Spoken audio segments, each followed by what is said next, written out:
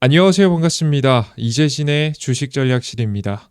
오늘 주식전략실에서 준비한 주제는 폭락하자마자 외국인이 바닥에서 쓸어 담은 전력기기 이 기업에 대한 이야기를 전달해 드리려 합니다. 아마 전력기기 관련된 기업들은 아마 모두가 관심이 있었지만 도대체 언제 사야 할지 그 타이밍을 잡기 힘들어 공략이 어려우셨던 분들이 있을 거라고 생각이 됩니다. 아마 이번 눌림목 자리가 유일한 마지막 매수 타이밍이 될 것이라고 예상이 되고 있는데요. 왜 그런 생각을 하는지 그 자세한 이야기 드릴 거고요. 이 전력기기를 도대체 어디서 사야 될지에 대한 그 타이밍도 여러분께 전달해 드려 보도록 할 테니까 영상 시청하시면서 여러분들이 투자에 참고해 보시면 좋을 것 같습니다. 그리고 이번 눌림목 자리에 추가적으로 저는 반도체 관련 종목들도 같이 담아주면 좋다라고 보고 있는데요. 좋은 종목들 다 눌림목이 나오고 있죠. 현재 타이밍에 좋은 종목 어떤 종목을 잡아야 될지 아직까지 감을 잡기 힘드신 분들을 위해서 AI 반도체 유리기판 자료집 준비해봤습니다. 다음 차세대 기술이기 때문에 기대해볼만 하다라고 보고 있고요.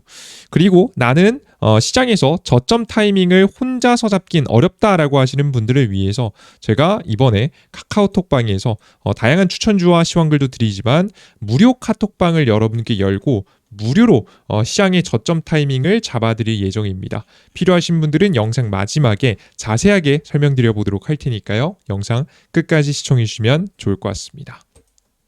자, 그럼 본격적으로 오늘의 이야기 진행해 보겠습니다. 자, 우선 우리 전력기기 관련 종목들 너무나도 많지 않습니까?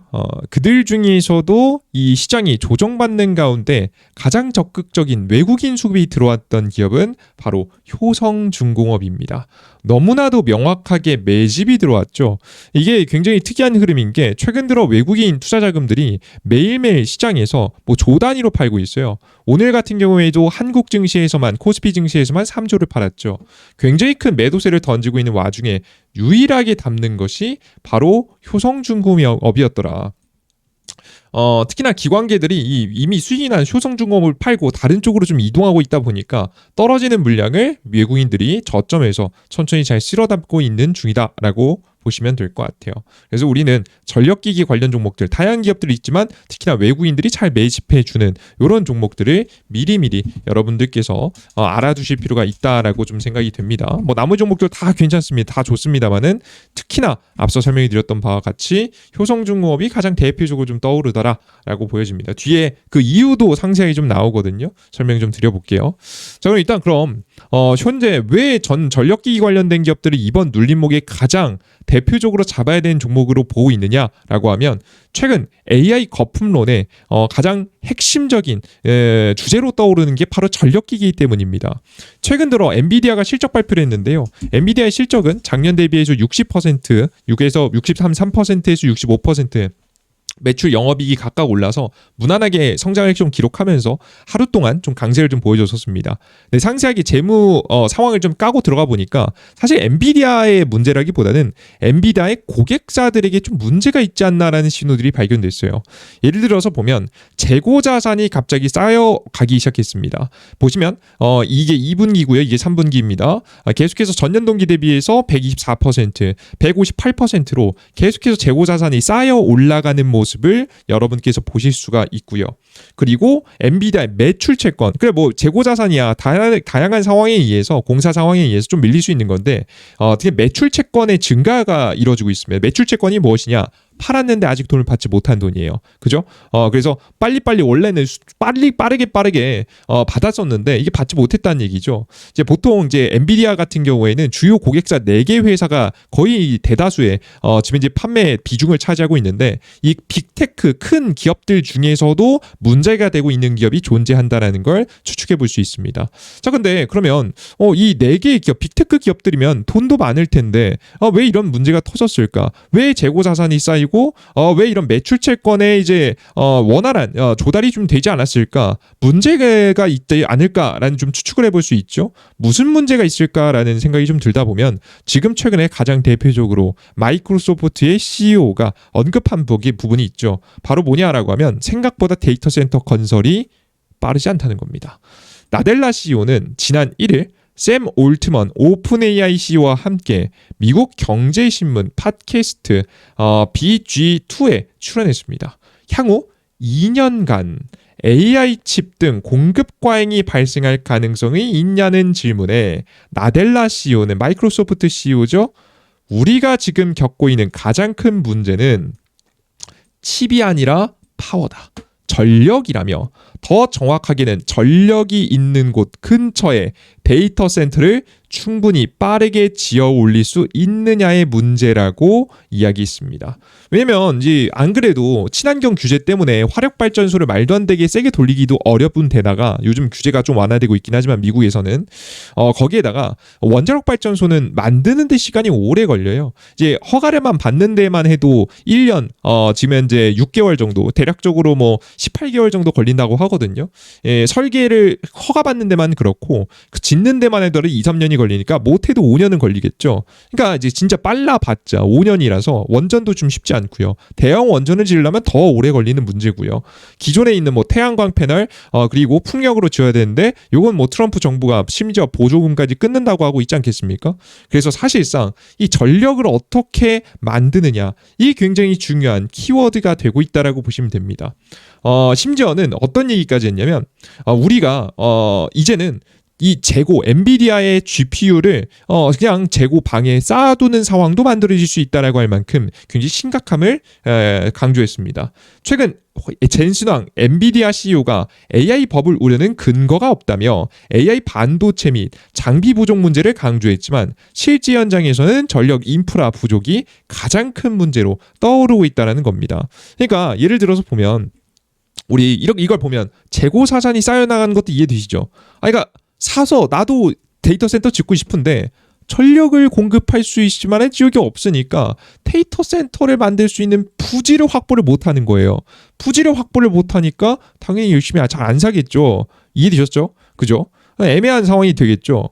그러다 보니까 자연스럽게 이런 재고 자산이 쌓이지 않았나라는 좀 생각이 된다라고 좀 보시면 될 것 같고요. 그러다 보니까 사실상 이 전력 수요에 대한 부족이 AI의 거품론에 또 더 위기를 좀 더해주고 있는 상황이다라고 생각하시면 될 것 같습니다. 이것을 알고 있기 때문에 트럼프 정부에서는 더 강력하게 이 전력 기기, 전력 수요를 충당할 수 있을 만큼의 이 라인을 효율적으로 만드는 걸 아마 강력하게 추진할 텐데요.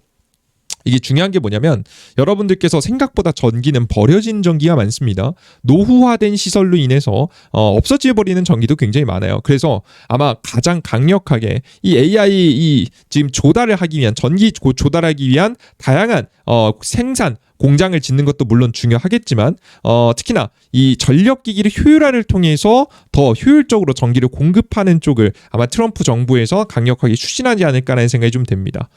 실제 그러다 보니까 자연스럽게 수혜를 받는 기업들이 존재하죠. 바로 전력기기 관련된 기업들입니다. 현재 빅4 우리나라 전력기기 기업들이 있어요. 수주가 333조를 돌파했다는 이야기가 있습니다. 뭐 지금 조선업도 3년치 일감을 충족했다라고 해서 대박이 터졌는데 이것보다 훨씬 길어요. 5년치 일감을 따내는데 성공했다고 합니다. 효성중공업, HD현대일렉트릭, LS일렉트릭, 일진전기 등 4개사의 3분기 말 기준 수주 잔액 총합은 대략적으로 33조 400억 원으로 집계됐습니다. 이 가운데 효성중공업이 확보한 수주 잔액은 13조 8,500억 원으로 지난해 말 11조 1,700억 원 대비 2조 원 넘게 상승했습니다.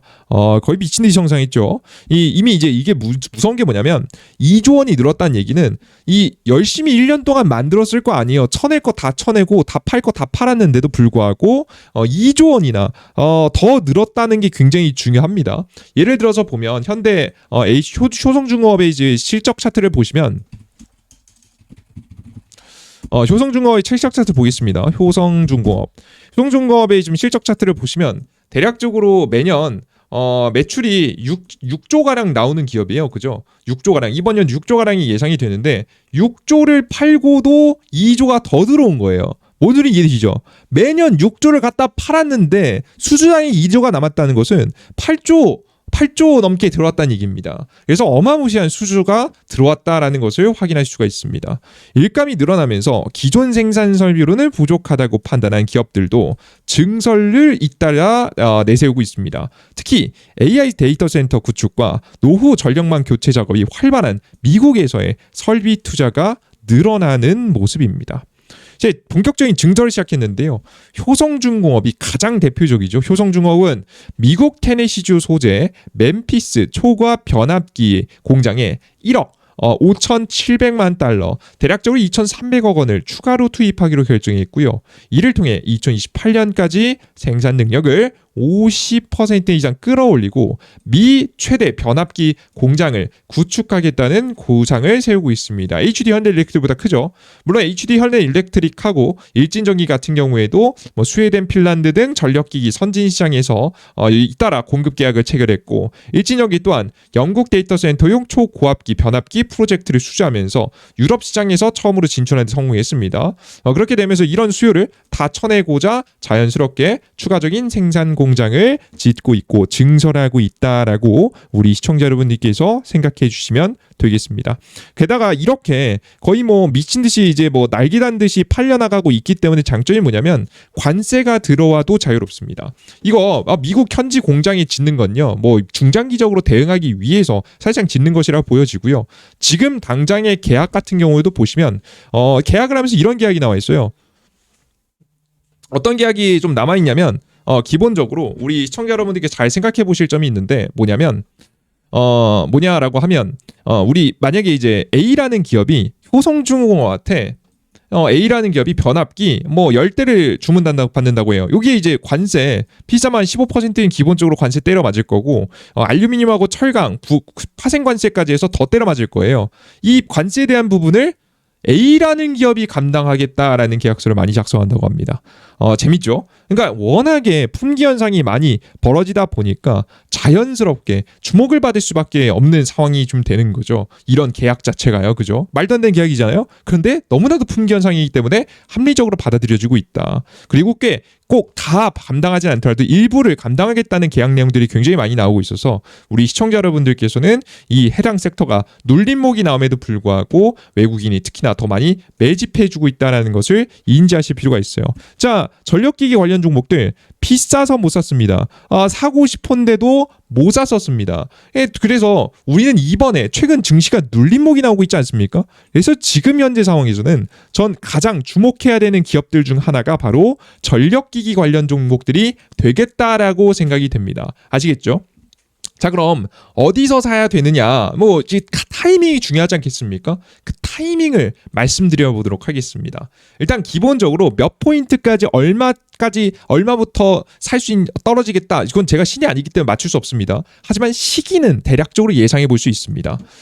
시장의 저점은 언제냐라고 하면 결론부터 말씀드리면 11월 30일 정도 부근부터는 우리가 매집을 생각해 봐도 되겠다라는 생각이 들어요. 이때부터 시작해서 12월 달에 천천히 잘만 매집해주면 좋은 결과가 있을 거라고 보고 있습니다. 왜 그런 것이냐라고 하면 최근 증시의 상승을 이끌기도 했고요. 오히려 최근 증시의 하락을 이끌고 있는 이슈가 두 가지가 있습니다.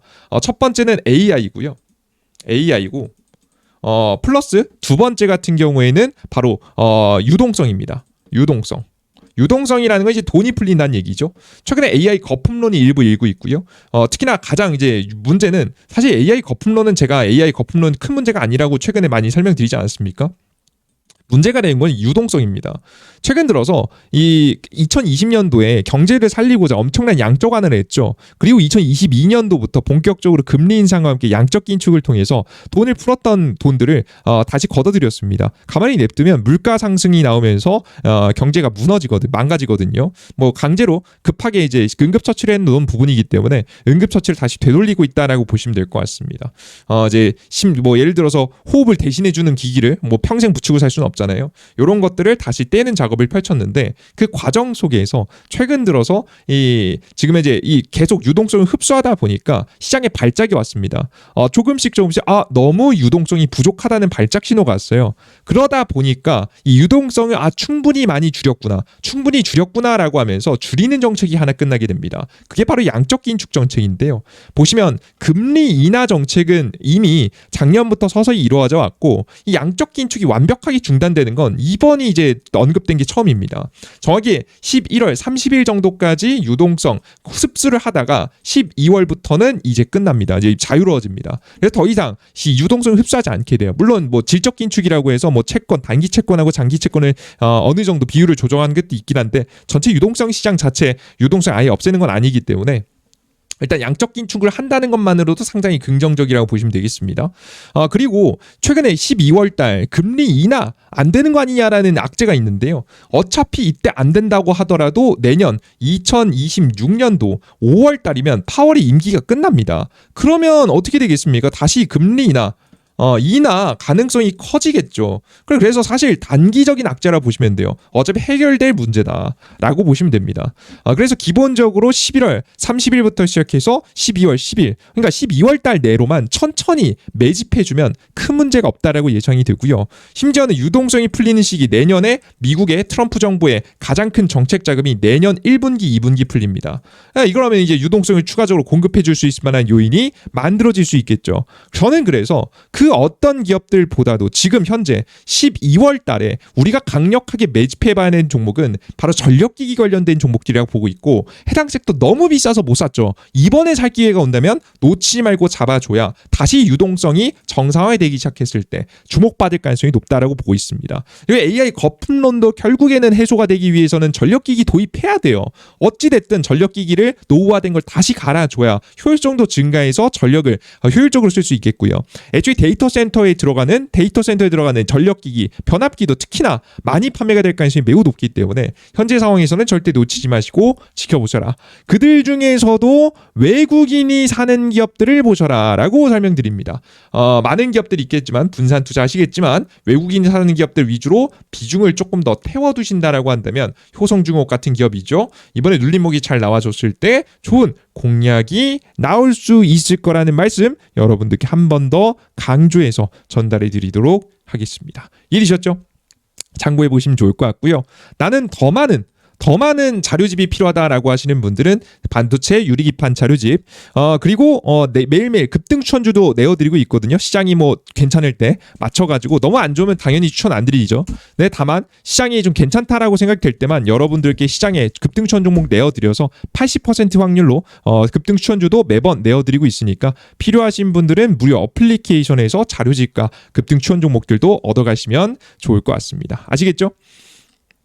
이렇게 좀 내어드리고 있습니다. 자, 그리고 나는 저점 타이밍을 내가 알겠는데 대충 알려줘도 이게 막상 그때 가면 상황이 일부 바뀌기도 해서 날짜 내가 언제부터 정확히 매수했는지 모르겠다라고 하시는 분들을 위해서 마지막으로 도움을 드리는 제가 여러분들께 도움드리는 무료 카톡방을 열 예정입니다. 당연히 100% 무료고요. 어플리케이션 접속하신 다음에 맨 위에 급등천주 들어가셔서 맨 위에 카톡방 오픈 링크 공직을 클릭해 보시면 쭉 제가 방금 전에 설명드렸던 내용이 대략적으로 나와 있습니다. 시장에 대한 내용. 결국에는 그래서 시장에서 다음 주도주 종목들 한 50에서 100% 정도 움직일 수 있을 만한 종목들을 최대한 열심히 찾아보자. 10월 달에도 단기 종목 승률만 하더라도 80%가 넘는데 이걸 최대한 유지해 보려고 한다라고 말씀해 드려놨고요. 저점에서 타이밍을 혼자 잡기 어려우신 분들은 제가 추천 종목과 함께 여러분들께 저점 타이밍도 잡아드리고 있는 무료 카톡방 언제? 11월 23일 일요일입니다. 오후 8시에 여러분께 새롭게 오픈해드릴 예정이니까요. 이번에 딱 이미 400분이 최근에 입장해서 딱 100명만 깔끔하게 진행할 예정이니까 딱 8시 시간 맞춰서 빠르게 접속해 주시면 되고요. 나는 이걸 신청하고 싶으신 분들은 왼쪽 하단에 하트 버튼을 클릭해 주면 이렇게 검게 됩니다. 클릭해 주시면 좋을 것 같습니다. 아시겠죠? 좋습니다. 이렇게 여러분들께서 확인하시고 가시면 되실 것 같아요. 아시겠죠? 좋습니다. 여기까지 여러분들께 간단한 이야기 말씀드렸고요. 이 해당 어플리케이션 어디서 받아갈 수 있느냐? 바로 이재진의 이재진의 주식전략실이라고 무료 어플리케이션에서 받아갈 수 있습니다. 검색창에 이재진, 구글 플레이 스토어, 앱 스토어에 이재진 검색하시면 되고요. 검색하셔서 설치 버튼 누르고 들어오시면 되고요. 이 해당 어플리케이션은 핸드폰 번호, 뭐 예를 들어 이메일 주소, 개인정보 아무것도 필요 없습니다. 저희는 금융감독원과 금융위원회 정식 인가를 받은 투자 자문업체이기 때문에 카카오톡방에서 여러분들께 정보도 전달해 드릴 수 있는 거고요. 다른 텔레그램 이용한 거 그런데 투자 자문업체들이 아닙니다. 여러분께서 그래서 그런 데들 잘 걸러 보실 줄 아셔야 되고요. 그래서 정식 인가를 받은 업체이기 때문에 카카오톡방을 통해서 이번에 여러분들께 다양한 이야기들 전달해 드릴 예정이니까 절대 놓치지 마시고 참여해 보시면 좋을 것 같습니다. 어플리케이션 들어오신 다음에 뭐 푸시 설정하실 분들만 푸시 설정하시고 100% 무료로 다 급등 추천 종목들과 시장에 대한 이야기, 시황글, 뭐 특히나 카카오톡방도 오픈해 놨으니까요. 여러분들께서 꼭 반드시 확인해 보시면 좋을 것 같습니다. 좋습니다. 여기까지 오늘의 이야기 마무리해 보도록 하겠고요. 다음 영상에서 보다 더 유익한 내용과 함께 또 찾아뵙도록 할 테니까 기대해 주셨으면 좋겠습니다. 모두 수고하셨습니다. 감사합니다.